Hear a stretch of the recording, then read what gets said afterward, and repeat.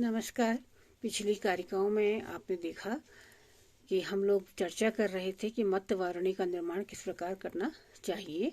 तो अब इसी श्रृंखला को आगे बढ़ाते हुए हम फिर उसके पश्चात कहा कि मत्त वारुणी का निर्माण करने के पश्चात शास्त्र विधि से रंगपीठ बनाना चाहिए है, उसका निर्माण करना चाहिए। और फिर जो षड दारुक शब्द का प्रयोग वहाँ पर किया गया था कि 6 काष्ठों से युक्त जो रंग शीर्ष का निर्माण किया जा रहा है वो उसकी प्रक्रिया किस प्रकार होनी चाहिए उसके विषय में यहाँ पर बताया गया है। जैसे कि रंग मत्त वारुणी का निर्माण हो गया, अर्थात बरामदा, अट्टालिका इत्यादि का निर्माण हो गया। उसके बाद रंग शीर्ष जो है इसका निर्माण शास्त्रानुसार किस प्रकार किया जाना चाहिए उसका वर्णन जो है अग्रिम कारिकाओं में बताया जा रहा है। कार्यम द्वारद्वयं चात्र नैपथ्यग्रह कस्यतु पूर्णे मृत्तिका चात्र कृष्णादेया प्रयत्नतः लांगलेन समुत्कृष्य निर्लोष्ट तृणशर्करं लांगले शुद्ध वर्णौ तु ध्रुवो योज्यो प्रयत्नतः। कह रहे हैं कि देखिए क्या करना चाहिए हमें कि कार्यम द्वार द्वयम, 2 द्वारों का निर्माण करना चाहिए। अब ये 2 द्वार कैसे होने चाहिए? तो कह रहे हैं कि देखिए कि इसमें रंग शीर्ष की जब स्थापना की जा रही है, रंग शीर्ष की निर्माण प्रक्रिया चल रही है, तो उसको किस प्रकार से करना चाहिए। कह रहे हैं कि देखो कि मत्त वारुणी का निर्माण तो हमने कर लिया, उसका कारण हमने बता दिया। मत्त वारुणी का निर्माण किस प्रकार किया जाना चाहिए इसका वर्णन आपने पिछली कारिकाओं में अच्छी तरह से समझ लिया था। अब अग्रिम कारिकाओं में जो रंग शीर्ष का निर्माण है उसके विषय में कारिका द्वय में कहा गया है कि कार्यम द्वार द्वयम चात्र, और इस जो रंग शीर्ष है उसके नैपथ्य ग्रह के लिए, नैपथ्य ग्रह पर्दे के पीछे जिसको कहते हैं, तो उसके लिए कि नैपथ्य ग्रह का सितु, नैपथ्य ग्रह के लिए द्वारम द्वयम, 2 द्वारों का निर्माण करना चाहिए। द्वार द्वयम कार्यम, 2 निर्माण, जो 2 द्वार हैं वो बनाने चाहिए। माने कि इस रंग शीर्ष के नैपथ्य के लिए 2 द्वार बनाने चाहिए।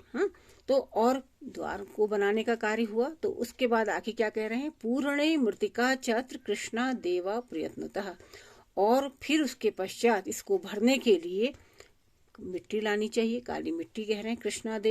कृष्णा मृत्तिका पूर्णे, उसको पूर्ण करने के लिए काली मिट्टी का प्रयोग करना चाहिए। और वो कैसे होगी देखो कि लांगलेन समुत्कृष्य, लांगलेन अर्थात हल के द्वारा, समुत्कृष्य अच्छी तरह से कर्षण करके, माने कि जो उबड़ खाबड़ भूमि है उसको समतल बनाते हुए उसमें जो निर्लोष्ट तृणशर्कणम, घास फूस इत्यादि जो वहाँ पर है और ढेले इत्यादि मिट्टी पत्थर के जो ढेले हैं उनको साफ करके, पत्थर निकाल करके जो काली मिट्टी प्राप्त हो रही है उसे उन द्वार द्वय के पास कुशलतापूर्वक उनको भरना चाहिए।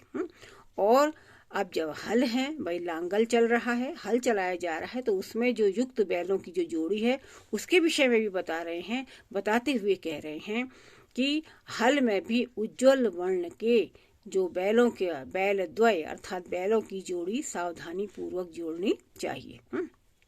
हर स्थान पर आप देख रहे हैं पदे पदे सावधानी पूर्वक यह कार्य करना चाहिए, सावधानी पूर्वक मिट्टी निकालनी चाहिए, सावधानी पूर्वक द्वारद्वय का निर्माण करना चाहिए। इस प्रकार इस एक तरह से देखा जाए तो अप्रत्यक्ष रूप में चेतावनी ही दे रहे हैं। यदि कोई भी कार्य सुविधा पूर्वक ढंग से किया गया तो निश्चित रूप से कोई ना कोई उसमें हानि हो सकती है। तो अब इसमें जो काली मिट्टी, अब कृष्णा मृत्तिका शब्द का प्रयोग किया गया। कृष्णा मृत्तिका से तात्पर्य क्या है कि काली मिट्टी जो है वह अन्य मिट्टियों की अपेक्षा अधिक मजबूत होती है और चिपकने वाली भी होती है। तो ऐसी मिट्टी से बना हुआ रंग शीर्ष जो होगा वह अत्यधिक सुदृढ़ होगा। अब आगे क्या होगा देखिए, कर्तारः पुरुषाश्चात्र ये अंग दोष विवर्जिता अहीनांगेश वो ढभ्या मृत्तिका पिटकेर नवे। अब मिट्टियों को लाने वाले, इधर उधर ले जाने वाले जो श्रमिक हैं उनके विषय में बता रहे हैं कि कर्तारः, कर्ता करने वाले, यानी कि इस कारिका में ग्रंथकार ने नाट्य मंडप और रंगपीठ के निर्माण में जो संलग्न रहने वाले शिल्पी हैं, संलग्न रहने वाले श्रमिक हैं, कार्यकर्ता हैं, शिल्पी हैं, श्रमिक हैं, उनकी पात्रता का वर्णन किया है। उनमें क्या योग्यता होनी चाहिए इसका वर्णन प्रस्तुत कारिका में किया गया है। कैसे होने चाहिए? कर्तारः पुरुषाश्च अत्र, और यहाँ पर, कहाँ पर, जब रंग शीर्ष का निर्माण हो रहा है, नेपथ्य का निर्माण हो रहा है, तो वहाँ पर ऐसे कर्ताओं को उपस्थित करना चाहिए, माने ऐसे श्रमिकों से कार्य लेना चाहिए, ये अंग दोष विवर्जिता, जो कह रहे हैं कि जो कैसे हों कारीगर, जो विकलांगता इत्यादि से युक्त न हो, अंगहीना, अंग दोष विवर्जिता, कारणत्व हैं आदि दोषों से रहित हो। जो 2 प्रकार के अंग दोष माने गए हैं विविध प्रकार के, उनमें से कोई दोष उनमें न हो। और फिर वो क्या होना चाहिए, अहीनांगेश, हीन अंगों से रहित जो लोग हैं, अर्थात जिनका कोई भी अंगहीन नहीं है या जो दिव्यांग नहीं है, विकलांग नहीं है, ऐसे लोग, ऐसे श्रमिकों के द्वारा वो डब्बियाँ ढोई जानी चाहिए, इधर उधर ले जानी चाहिए। मृतिका पिटकेर नवा, पिटक माने टोकरियाँ, नई नई टोकरियों में ऐसी मिट्टी, जो नई नई टोकरियों से युक्त जो मिट्टी के जो टोकरियाँ भरी हुई हैं, उनको हीन अंगों से रहित श्रमिकों के द्वारा ही इधर से उधर ले जाना चाहिए।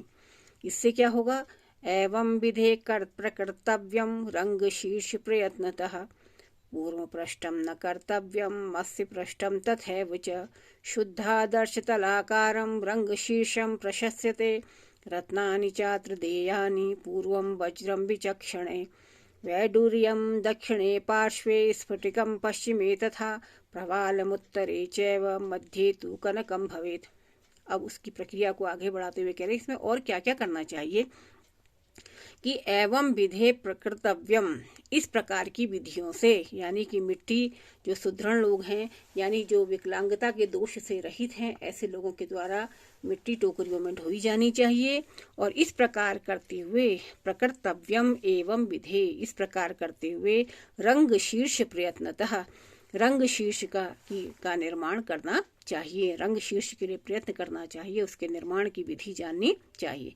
कूर्म और कैसा बनाना चाहिए, देखो कि कूर्म पृष्ठम न कर्तव्यम, ऐसा रंगपीठ रंग शीर्ष ऐसा होना चाहिए जो कि कूर्म पृष्ठम न कर्तव्यम, कूर्म कछुए की पीठ के समान नहीं बनाना चाहिए, और मत्स्य पृष्ठम तथैव च, और मत्स्य अर्थात मछली की पीठ के समान भी नहीं बनाना चाहिए। अब इसकी व्याख्या फिर बाद में करेंगे, अभी आप केवल अनुवाद देख लीजिए। तो इसमें यह रंग शीर्ष न तो कछुए की पीठ की तरह होना चाहिए और न मत्स्य की पीठ की तरह होना चाहिए। तो कैसा होना चाहिए, तो शुद्धादर्श तलाकारम रंग शीर्षम प्रशस्यते, शुद्धादर्श, शुद्ध दर्पण के समान, आदर्श शुद्ध, आदर्श तलाकारम शुद्ध दर्पण के समान, धरातल वाला, तलाकारम धरातल वाला रंग शीर्ष का निर्माण करना चाहिए। और इसमें रत्नानि चात्र देयानि पूर्वम वज्रम विचक्षणे, और इसमें जो चतुर शिल्पी हैं उनके द्वारा, विचक्षणे अर्थात कुशल ही, कुशल व्यक्तियों के द्वारा अर्थात कुशल शिल्पियों के द्वारा, दक्ष शिल्पियों के द्वारा उसमें विविध प्रकार के रत्न भी रखने चाहिए, उनके नीचे विविध प्रकार के रत्न रखने चाहिए। और वो किस दिशा में कौन सा रत्न रखनी चाहिए, इसको बताते हुए कह रहे हैं कि पूर्वम वज्रम विचक्षणे, पूर्व दिशा में, रंग शीर्ष के पूर्व दिशा में वज्रम विचक्षणे है, इसको क्या करना चाहिए कि पूर्व दिशा में हीरा, वज्रम विचक्षणे हीरा लगाना चाहिए। वैदूर्यम दक्षिणे, और दक्षिण दिशा में वैदूर्य मणि का प्रयोग करना चाहिए। स्फटिकम पश्चिमे, तथा और पश्चिम भाग में स्फटिक मणि लगानी चाहिए। प्रवालम उत्तरे चैव, और प्रवाल यानी मूंगा जो है उसको उत्तर दिशा में लगाना चाहिए। मध्य तु कनकम भवेत्, और मध्य में स्वर्ण लगाना चाहिए। अब इसकी व्याख्या देखिए कि यहाँ पर शास्त्रकार जो कह रहे हैं कि 2 प्रकार के विषम पृष्ठभूमि वाले, विषम पृष्ठ वाले जो शीर्ष रंग शीर्ष हैं, उनके निर्माण को औचित्य विहीन बताते हुए उनका निर्माण नहीं किया जाना चाहिए, ऐसे निषेध बताते हुए कहते हैं वो कौन कौन से हैं। एक तो कूर्म पृष्ठ है और दूसरा मत्स्य पृष्ठ है। तो यहाँ पर शास्त्रकार ने 2 प्रकार के रंगपीठ वाले रंग शीर्षों का निर्माण किया है, 2 पीठ वाले। किस प्रकार से, कैसे, एक तो कूर्म की तरह यानी कछुए की तरह, और दूसरा किसकी तरह, मत्स्य की तरह, मछली की तरह। क्योंकि देखिए क्यों कहा ऐसा, क्योंकि देखिए जो कूर्म पृष्ठ होता है वह अगल बगल में नीचा और मध्य में गोलाकार होता है। इसी प्रकार मत्स्य पृष्ठ भी अगल बगल में नीचा और मध्य में ऊंचा होता है। तो इस प्रकार के धरातल वाले रंग शीर्ष का यदि निर्माण किया जाएगा तो ऐसे धरातल पर नृत्य में असंगति उत्पन्न हो सकती है, क्योंकि समतल धरातल में ही नृत्य अच्छा दिखाई देगा या अच्छी तरह से किया जाएगा। तो ऐसे असमतल धरातल में यदि नृत्य किया जाएगा तो वहां पर असंगति होने की, रंग शीर्ष का निर्माण यदि किया जाएगा तो विविध प्रकार की असंगतियां होने की आशंका रहेगी। अतः शास्त्रकार क्या कह रहे हैं यहाँ पर? शास्त्रकार कह रहे हैं कि उनके मतानुसार जो रंग शीर्ष है उसका निर्माण, उसका पृष्ठ प्रदेश जो है वह निर्मल दर्पण के समान समतल होना चाहिए, यानी कि उसमें समानता होनी चाहिए। और रंग शीर्ष के पृष्ठ की जो संरचना है, पृष्ठिकम वैदूर्य दक्षिणे पार्श्वे स्फटिकम पश्चिमे, तथा जो रंग शीर्ष के पृष्ठ भाग की संरचना करने वाले ऐसे शिल्पी हैं, कोई ऐसे शिल्पी कैसे होंगे? वो कुशल होंगे, दक्ष होंगे, विचक्षण होंगे। ऐसे कुशल शिल्पियों को चाहिए कि उनके चारों पार्श्वों पर वह रत्नों का विधान करें, अर्थात रत्नों को रखें। और वो रत्नों को कौन कौन सा रत्न कहाँ कहाँ पर होना चाहिए, इसको बताते हुए कह रहे हैं कि पूर्वम वज्रम विचक्षणे, पूर्व में तो हीरा लगाना चाहिए, फिर उसके बाद दक्षिणे वैडूर्यम, वैदूर्य मणि को दक्षिण में, दक्षिण भाग में वैदूर्य मणि, पश्चिमी पार्श्व में स्फटिकम, स्फटिक मणि, और उत्तरी पार्श्व में उत्तरे प्रवालम उत्तरे, तो उत्तरी पार्श्व में मूंगा, और रंग शीर्ष के पृष्ठ के मध्य में सोने का विन्यास किया जाना चाहिए, स्वर्ण धातु को डालना चाहिए। इससे क्या होगा देखो, एवं रंग शिरः कृत्वा दारु कर्म प्रयोजयेत्, ऊह प्रत्यूह संयुक्तम नाना शिल्प प्रयोजितम, नाना संजवनोपेतम बहुव्यालोपशोभितम, ससाल भंजिकाभिश्च समन्तात समलंकृतम। इस प्रकार एवं रंग शिरः कृत्वा, इस प्रकार रंग शीर्ष का निर्माण करते हुए दारु कर्म प्रयोजते, तो दारु कर्म माने अनेक शिल्पियों को बहुत सोच विचार करके लकड़ियों का प्रयोग, दारु कला का प्रयोग या काष्ठ प्रयोग करना चाहिए। तो इस प्रकार से क्या करना चाहिए कि रंग शीर्ष का निर्माण बहुत सोच समझ के किया जाना चाहिए, क्योंकि सोच समझ के किया गया कार्य ही सफलता को प्रदान करेगा।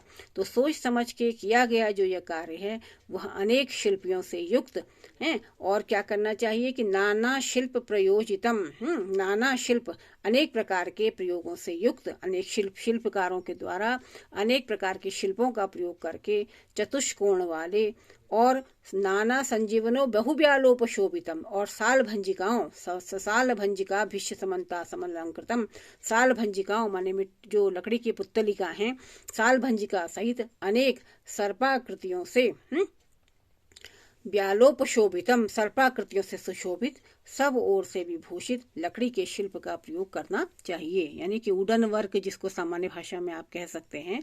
तो ऐसा लकड़ी का काष्ठ कार्य जो है वो शाल भंजिका या इस प्रकार की सुरम्य सर्पाकृति इत्यादि के माध्यम से बनाते हुए उसको सजाना चाहिए। इसको फिर से इसमें देख लो कि अगर ऐसा करेंगे तो क्या होगा, इससे यानी कि जो रंग काष्ठ है, रंग शीर्ष का निर्माण करते समय लकड़ी का कार्य बहुत सोच विचार के करना चाहिए। ये यहाँ पर ग्रंथकार का कहने का आशय है। क्यों, अर्थात भाव क्या निकला कि रंग शीर्ष का निर्माण करते समय उसमें लकड़ी की कारीगरी भी कुशल शिल्पियों के द्वारा की जानी चाहिए।